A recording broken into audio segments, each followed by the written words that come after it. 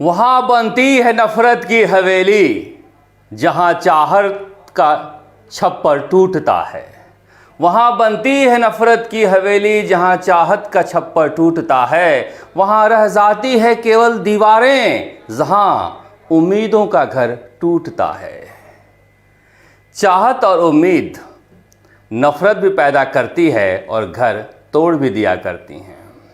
आना जाना लगा हुआ है, ऐसा आना जाना जैसे कल किसके साथ थे उसकी परवाह नहीं है, फिर जनता के साथ होंगे इसकी परवाह है क्या।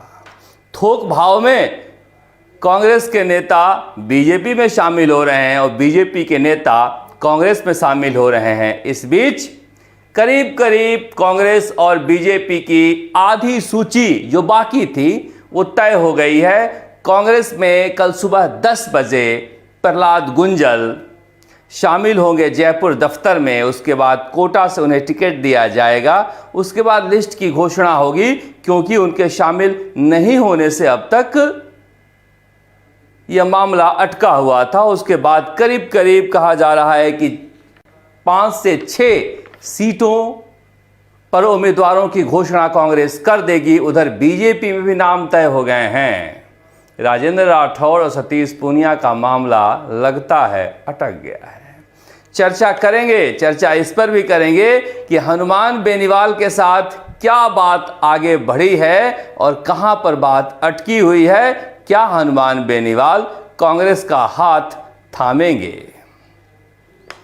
दौसा की सीट होल्ड हुई है तो क्यों हुई है, और अनिल चोपड़ा के सामने दीवार बनकर डोटासरा क्यों खड़े हो रहे हैं। करेंगे चर्चा एक एक सीट पर, मगर शुरुआत कर लेते हैं। पाली से संगीता बेनीवाल का नाम तय हो गया है और जयपुर शहर से सुनील शर्मा का नाम तय हो गया है। कोटा से प्रहलाद गुंजल का नाम तय होगा, ये कांग्रेस की सूची है। बाड़मेर से उम्मेदाराम बेनीवाल का नाम तय हो गया है। करौली धौलपुर में भजन लाल जाटव का नाम तय हो गया है। श्रीगंगानगर में कुलदीप इंदौरा का नाम तय हो गया है और 12 में झालावाड़ में दुष्यंत सिंह के सामने उर्मिला जैन भाया का नाम तय हो गया है। अब कुछ सीटें होल्ड हुई हैं, मसलन दौसा, नागौर, सीकर और बांसवाड़ा। इनकी कहानी बहुत उलझी हुई है। देखिए, कांग्रेस का समस्या क्या है कि कांग्रेस में शामिल होना आसान काम नहीं है और शामिल होकर रहना भी आसान काम नहीं है। ये थोड़े ही दिन बाद कहना शुरू कर देते हैं कि भाई साहब ये मूल कांग्रेसी नहीं है। मैं हमेशा से कहता हूं, कई बार बीजेपी वाले नाराज भी हो जाते हैं। बीजेपी का एक्सपेंशन का जो तरीका है वो इस्लामिस्ट है। कोई भी आओ, लालच से आओ या फिर जबरन आओ या कुछ भी तरीके से आओ, अपने फायदे में आओ, मेरे फायदे में आओ, तुम शामिल हो जाओ और कुनबा बढ़ाओ। कांग्रेस की सोच हिंदूवादी है। जन्म से ही हो सकता है हिंदू, कोई कर्म से या शामिल होकर नहीं। उसी तरह कांग्रेस की समस्या है। हालांकि जब भगदड़ मची थी तो बहुत सारे लोगों को शामिल कर रहे हैं। पप्पू यादव जैसे बड़े नेता आज कांग्रेस में शामिल हुए। उनकी पत्नी रंजीता जी थी कांग्रेस में। लाल सिंह पूर्व मंत्री जम्मू कश्मीर के शामिल हुए। तो कांग्रेस में भी शामिल बहुत लोग हो रहे हैं, क्योंकि कांग्रेस की विचारधारा के प्रति बहुत सारे समर्पित लोग अभी भी इस देश में हैं जो संघर्ष करते हैं अलग अलग मंचों पर। मगर अब नागौर में ये पेंच फंस गया है कि जब गोविंद सिंह डोटासरा, सुखजिंदर सिंह रंधावा, हरीश चौधरी सबने मिलकर ये कहा कि ये जीत कर भाग सकते हैं।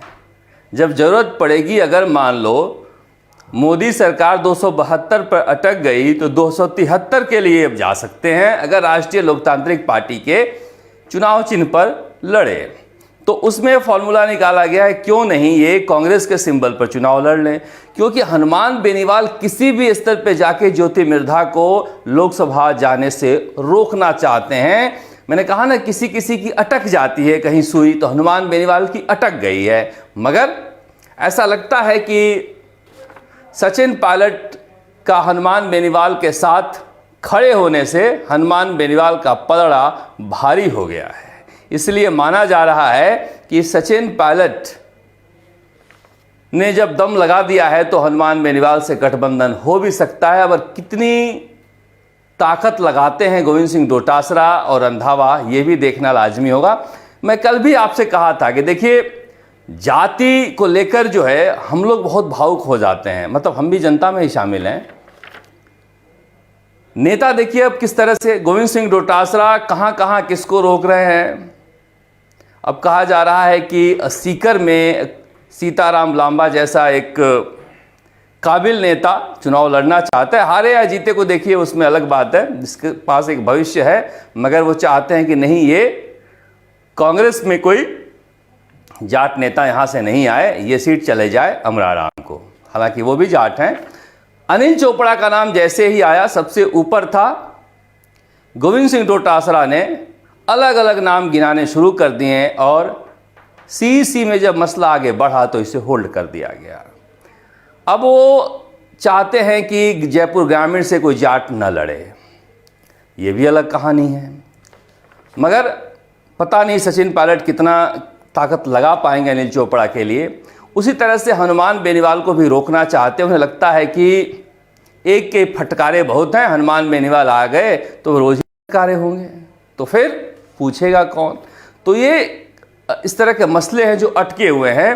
बांसवाड़ा में भी इस तरह की रिपोर्ट आई है कि विकास बामणिया नहीं जीत सकते हैं। अगर राजकुमार रोध के पीछे हम खड़े हो जाएं तो कम से कम एक भगोड़े को सजा दे सकते हैं, सबक सिखा सकते हैं जो हमसे भाग कर गए हैं, महेंद्र सिंह मालवीय। और राजकुमार रोध की जो विचारधारा है वो कांग्रेस के नज़दीक है। हालांकि गणेश घोगड़ा ऐसा नहीं मानते हैं, मगर फिर भी प्रहलाद गुंजल का कांग्रेस में आना कांग्रेस के लिए एक शुभ समाचार है, क्योंकि उस इलाके में देखिए शांति धारीवाल पर इतने सारे भ्रष्टाचार के आरोप थे कि भले ही वो जीत गए हों लेकिन लोगों का मन नहीं जीत पाए थे।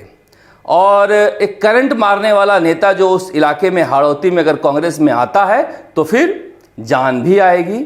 और प्रहलाद गुंजल के आने से वसुंधरा राजे का एक ज़बरदस्त जो उस इलाके में होल्ड था वो भी कमज़ोर होगा। तो कांग्रेस के लिए एक ये बड़ी छलांग है कि प्रहलाद गुंजल को लेकर आए। वैसे भी देखिए प्रहलाद गुंजल के लिए बीजेपी में कुछ था नहीं। जब ये जा रहे थे वापस बीजेपी में तब भी हम लोगों से बातचीत होती थी तो हम कह रहे थे क्यों जा रहे हैं, वहाँ कुछ है नहीं, मगर ये चले गए क्योंकि विचारधारा से जुड़े हुए थे। अब कांग्रेस में आए हैं तो कहा जा रहा है कोटा का चुनाव बन भी सकता है। एक माहौल बनाने में वो माहिर व्यक्ति हैं, मगर जीत माहौल से आगे की चीज़ है, ये ध्यान में रखना होगा। कल सुबह 10 बजे वो कांग्रेस दफ्तर में ज्वाइन कर रहे हैं। हालांकि सचिन पायलट की फ़्लाइट की टिकट पहले से तय है, रायपुर में मीटिंग है इसलिए वो नहीं आ पाएंगे। वो सुबह रायपुर निकल रहे हैं, मगर 10 बजे तमाम बड़े नेताओं के साथ प्रहलाद गुंजल जयपुर के दफ्तर में ज्वाइन करेंगे। ये कांग्रेस के लिए एक प्राइज कैच है। राहुल कसवा के बाद कुनबा बढ़ाना चाहिए अगर नेता आपके पैदा नहीं हो पाते हैं, क्योंकि शांति धारीवाल के नज़रों में तो अमित धारीवाल से कोई बड़ा नेता था ही नहीं। और अमित धारीवाल को रोकने के लिए ज़रूरी है कि एक कार्यकर्ता के रूप में कोई नेता मिले। उस लिहाज से प्रहलाद गुंजल मजबूत नेता हो सकते हैं, मगर वो देखना लाजमी होगा कि सचिन पायलट के साथ कितनी ताकत के साथ और कितनी दूर तक वो खड़े रहते हैं। क्योंकि देखिए अकेले ये बात केवल कांग्रेस के प्रदेश अध्यक्ष गोविंद सिंह डोटासरा का नहीं है।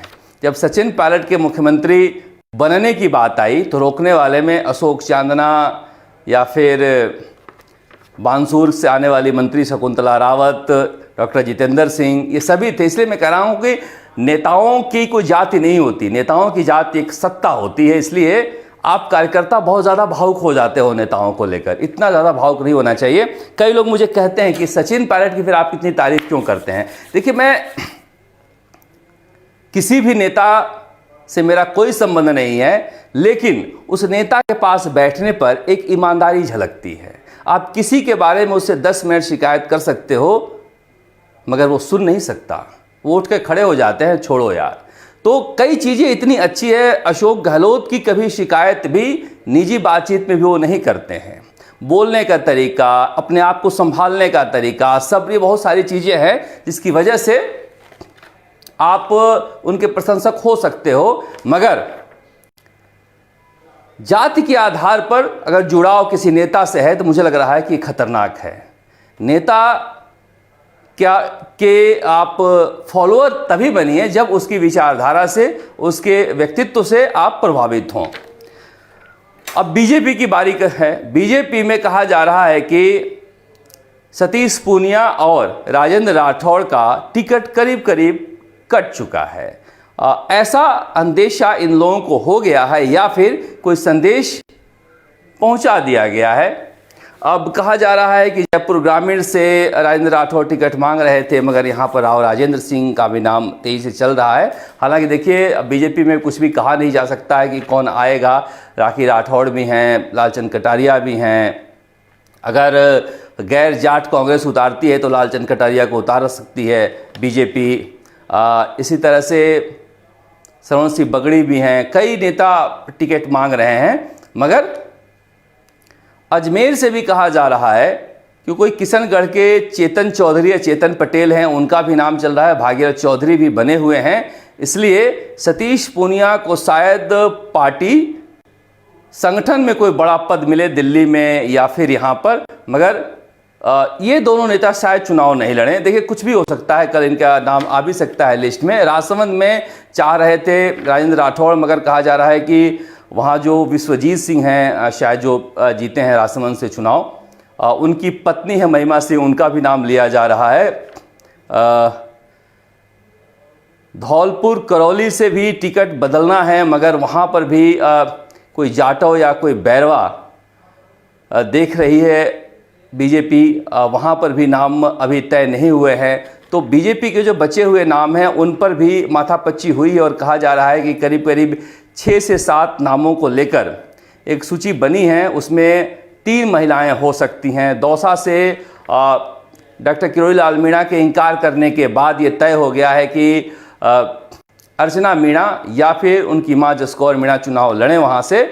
हालांकि देखिए, अभी भी गेम ओवर नहीं हुआ है। जगमोहन मीणा को अगर टिकट नहीं मिलता है बीजेपी से तो कांग्रेस ने शायद इसीलिए सीट को होल्ड किया है। वो शामिल हो भी सकते हैं दौसा से, मगर दौसा में नरेश मीणा के फटकारे खूब चल रहे हैं।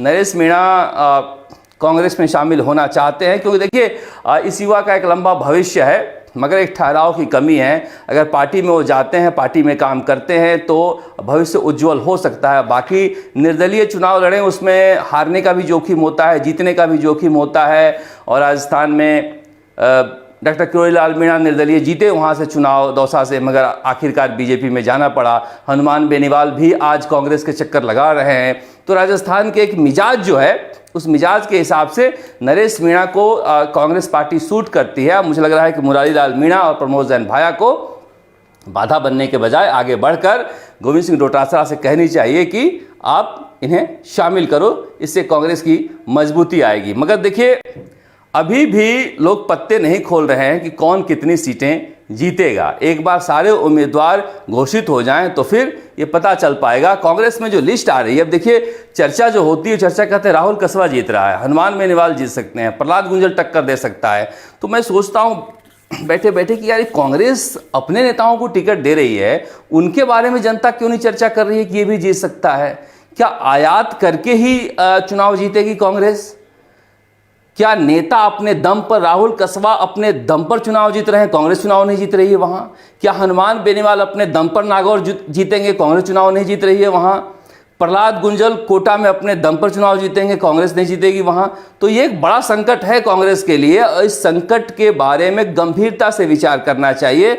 अमराराम अगर टक्कर दे रहे हैं सीकर में, या फिर राजकुमार रोत ही जीत सकते हैं बांसवाड़ा से, कांग्रेस का नहीं, तो ये घोर संकट है। कहीं धीरे धीरे हालात बिहार उत्तर प्रदेश की तरफ न बढ़ जाए, इस बारे में गंभीरता से विचार करना चाहिए। उड़ीसा और पश्चिम बंगाल समेत कई राज्य इसके उदाहरण हैं। हमारा तो काम सचेत करना है। बाकी गुस्सा आए तो अपनी भड़ास आप निकाल सकते हैं कमेंट में। आप देखते हैं राजस्थान तक। नमस्कार। जयपुर से शरद कुमार।